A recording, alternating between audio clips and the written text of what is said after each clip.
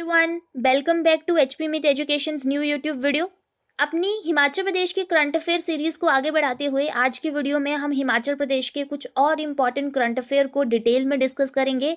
और हमारा first current affair है हिमाचल प्रदेश का पूर्ण राज्यत्व दिवस 25 जनवरी, जिसे हर साल हिमाचल प्रदेश के पूर्ण राज्यत्व दिवस के रूप में मनाया जाता है। पूर्ण राज्यत्व दिवस मतलब जब हिमाचल को पूर्ण राज्य घोषित कर दिया गया था, इसको एक स्टेट घोषित कर दिया गया था। अब बात आती है कि इसके बारे में क्या क्या चीज़ें कब कब हुई, तो कुछ आपको चीज़ें, कुछ इम्पॉर्टेंट जो डेट हैं वो भी याद होनी चाहिए। हिमाचल प्रदेश को 1951 में पार्ट सी में रखा गया था और उसी टाइम पे इसमें विधानसभा का भी, यानी कि लेजिस्लेटिव का भी जो है यहाँ पे प्रावधान किया गया था 1951 में। उसी टाइम से विधानसभा भी हिमाचल को दे दी गई थी।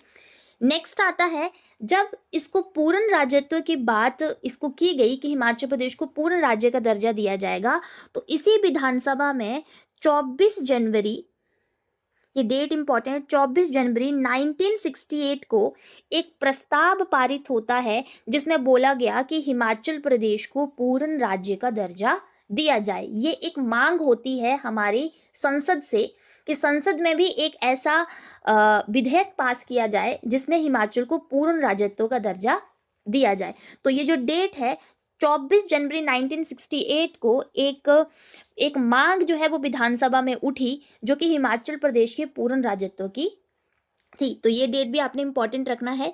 हिमाचल विधानसभा की इस मांग को ध्यान में रखते हुए संसद ने भी पहला प्रस्ताव 31 जुलाई 1970 को जो है वो रखा। सबसे पहले संसद में हिमाचल प्रदेश को पूर्ण राज्य घोषित करने की बात कब की गई? 31 जुलाई 1970 को। और आगे चलते हुए 18 दिसंबर 1970 को ये प्रस्ताव पारित हो गया, ये अधिनियम बन गया कि हिमाचल प्रदेश को पूर्ण राज्य घोषित कर दिया जाएगा 18 दिसंबर 1970। तो अब पूछा जा सकता है कि संसद में कब ये विधेयक बना या कब ये अधिनियम बना कि हिमाचल प्रदेश को पूर्ण राज्य जो है वो बना दिया जाएगा। इसी सीक्वेंस में आगे चलते हुए 25 जनवरी 1971 को उस टाइम की इंडिया की प्राइम मिनिस्टर श्रीमती इंदिरा गांधी जी हिमाचल प्रदेश के शिमला आती हैं और शिमला में रिज मैदान में हिमाचल प्रदेश को पूर्ण राज्य के रूप में घोषित करती हैं 25 जनवरी 1971 को। उसी दिन से हर साल हम 25 जनवरी को हिमाचल प्रदेश का पूर्ण राज्यत्व दिवस मनाते हैं। अब ये जो पूर्ण राज्यत्व दिवस है ये अलग अलग जगह पे मनाया जाता है। जैसे कि इस बार हिमाचल प्रदेश का पूर्ण राज्यत्व दिवस कार्यक्रम कांगड़ा जिला के बैजनाथ क्षेत्र में मनाया जाएगा और इस कार्यक्रम में बतौर मुख्य अतिथि मुख्यमंत्री जी शिरकत करेंगे और वहाँ पर जो है वो झंडा फहराएंगे। इसके बाद आता है कि पिछले साल जो है ये प्रोग्राम कहाँ पे किया गया था, तो 2024 में हिमाचल प्रदेश का पूर्ण राज्यत्व दिवस का प्रोग्राम जो है वो 25 जनवरी को मंडी जिला के धर्मपुर क्षेत्र में किया गया था। तो 2024 का भी इम्पॉर्टेंट है। बाकी 25 जनवरी को हिमाचल प्रदेश में पूर्ण राज्यत्व दिवस के रूप में मनाया जाता है। ये हमने देख लिया कि क्यों, कहाँ पे क्या क्या विधेयक पास हुए, मांगे उठी, कब हुए और उसके बाद जो है वो घोषणा किसके द्वारा कहाँ पे की गई। नेक्स्ट आता है, हिमाचल के स्कूल कॉलेज में रील व वीडियो बनाने पर प्रतिबंध। तो हिमाचल के जो स्कूल कॉलेजेस हैं उनमें रील और वीडियो बनाने में जो है वो प्रतिबंध लगा दिया गया है। हिमाचल प्रदेश उच्च शिक्षा निर्देशालय के जो डायरेक्टर हैं श्री अमरजीत शर्मा जी, उनकी तरफ से ये सख्त निर्देश जो हैं वो जारी किए गए हैं। जितने भी स्कूल और कॉलेजेस के प्रिंसिपल्स हैं उनको ये बात बोली गई है कि उनको ये ध्यान रखना है कि किसी भी तरह का रील या वीडियो जो है वो स्कूल या कॉलेज का जो है वो आगे सोशल मीडिया पर ना डले। इसमें सबसे इम्पॉर्टेंट जो चीज़ बोली गई है वो बोली गई है स्कूल और कॉलेज के टीचर्स को कि किसी भी तरह के स्कूल के बच्चे का या कॉलेज के बच्चे का टीचर के द्वारा कोई भी वीडियो या रील जो है वो सोशल मीडिया पर नहीं डलना चाहिए। स्कूल में तो स्टूडेंट को वैसे ही फ़ोन अलाउड नहीं होता है, तो स्कूल के जो ज़्यादातर रील और वीडियो वायरल होते हैं वो टीचर्स के थ्रू ही होते हैं।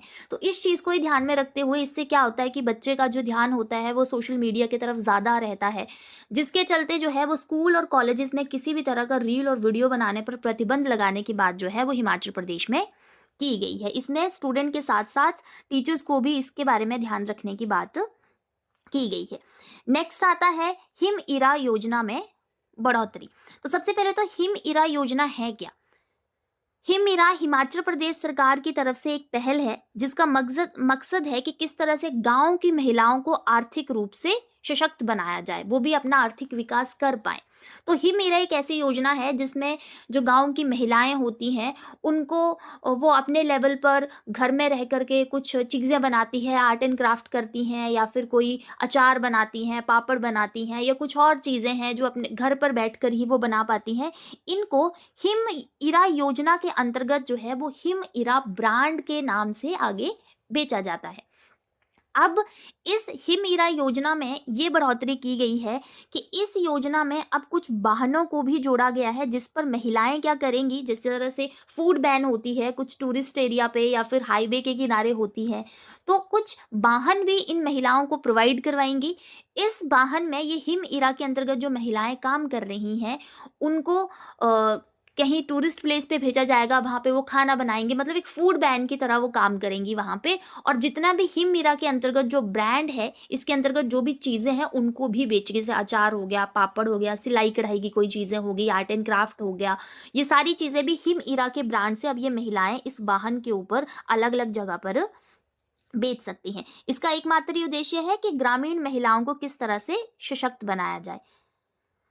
उसके बाद आता है हिमाचल प्रदेश में पंचायती चुनाव दिसंबर में करवाने की बात जो है वो की गई है। राज्य चुनाव आयोग के मुख्य आयुक्त अनिल कुमार खांची जी ने दिसंबर में चुनाव करवाने की बात जो है वो की गई है। हिमाचल के जो पंचायती चुनाव हैं वो आगामी दिसंबर में हो सकते हैं, ऐसा कहा है राज्य चयन आयोग के मुख्य चुनाव आयुक्त अनिल कुमार जी ने। साथ ही साथ इन्होंने ये भी कहा है कि जितनी भी नई पंचायतें या नए वार्ड बनाने हैं उनको 31 मार्च और 30 जून से पहले पहले बना दिया जाए, ताकि आगे चल करके इन नए वार्ड या नए पंचायतों में भी चुनाव का जो पूरा का पूरा प्रावधान है वो आसानी से किया जा सके। तो ये भी इन्होंने कहा है कि जितने भी हिमाचल प्रदेश में जो नई पंचायतें या नए वार्डों का गठन होना है वो 31 मार्च से पहले पंचायतों का गठन कर दिया जाए और 30 जून से पहले नए वार्ड जो भी बनाने हैं उनका भी गठन सरकार द्वारा कर दिया जाए। इसके बाद कोई भी वार्ड या पंचायत जो है वो नई ना बनाई जाए। तो ये भी एक निर्देश हैं जो कि हाल ही में दिए गए हैं। नेक्स्ट आता है मोस्ट इम्पॉर्टेंट, हिमाचल प्रदेश के बीपीएल परिवारों के चयन के मापदंड बदले। बीपीएल परिवार यानी कि बिलो पॉवर्टी लाइन के जो परिवार हैं, गरीबी रेखा से नीचे के जो परिवार हैं, अब हिमाचल प्रदेश के किन परिवारों को गरीबी रेखा से नीचे रखा जाएगा, इसके जो मापदंड हैं, इसके जो चयन करने के मापदंड है वो चेंज कर दिए गए हैं। सबसे पहला जो इसमें चेंज किया गया है वो बोला गया है कि 18 से 59 ईयर का अगर इस बीच का कोई व्यक्ति अगर आपके परिवार में है और वो बिल्कुल सही है, स्वस्थ है, वो पैसा कमा सकता है, दिहाड़ी मजदूरी कर सकता है, एडल्ट है, बिल्कुल स्वास्थ्य जो है वो उसका बिल्कुल ठीक है, हाथ पैर बिल्कुल ठीक है, जो पैसे कमा सकता है, ऐसे 18 से 59 के बीच के व्यक्तियों के परिवारों को बीपीएल की श्रेणी में नहीं रखा जाएगा। ये सबसे इम्पॉर्टेंट है, यहाँ की एक जो सबसे इम्पॉर्टेंट चयन का मापदंड है।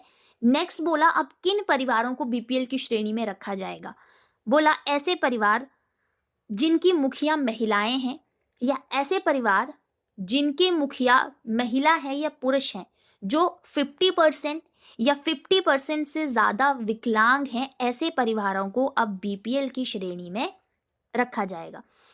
नेक्स्ट बोला कुछ बीमारियां हैं, अगर किसी के परिवार में जो बहुत गरीब परिवार है और कैंसर, अल्जाइमर, थैलेसीमिया जैसी अगर कोई गंभीर बीमारी है या फिर विकलांगता उस परिवार के किसी सदस्य में है, तो ऐसे सदस्यों को भी जो है वो बीपीएल परिवारों की श्रेणी में अब रखा जाएगा।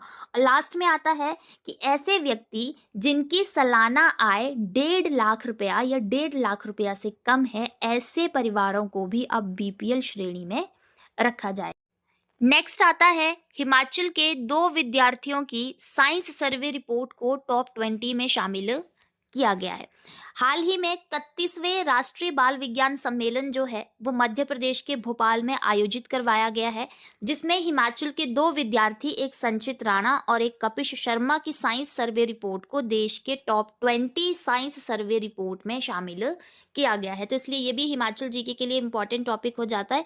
सबसे पहले तो हिमाचल के कितने विद्यार्थियों ने इसमें भाग लिया था, तो हिमाचल से टोटल 15 विद्यार्थियों ने इस साइंस सर्वे रिपोर्ट में अपनी रिपोर्ट को पेश किया था। 31वें राष्ट्रीय बाल विज्ञान सम्मेलन में हिमाचल के 15 विद्यार्थियों ने भाग लिया था, जिसमें से 2 विद्यार्थियों की रिपोर्ट को जो है वो टॉप 20 में शामिल किया गया है।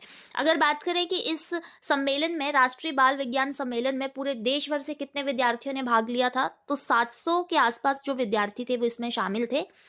मतलब कि 700 विद्यार्थियों ने अपनी साइंस सर्वे रिपोर्ट जो है वो यहाँ पर पेश की थी। इसमें से हिमाचल के जो 2 विद्यार्थी हैं, एक आते हैं संचित मेहरा जो कि जिला कांगड़ा से संबंध रखते हैं। इन्होंने अपनी साइंस सर्वे रिपोर्ट में बताया था कि किस तरह से जंगली और घरेलू जो जड़ी बूटियां हैं उनकी कैंडी बना करके अगर वो कैंडी बच्चों को दी जाए तो बच्चों में एनर्जी और इम्यूनिटी जो है वो बूस्ट होगी। तो उन्होंने इसके ऊपर अपना साइंस सर्वे रिपोर्ट बनाया था।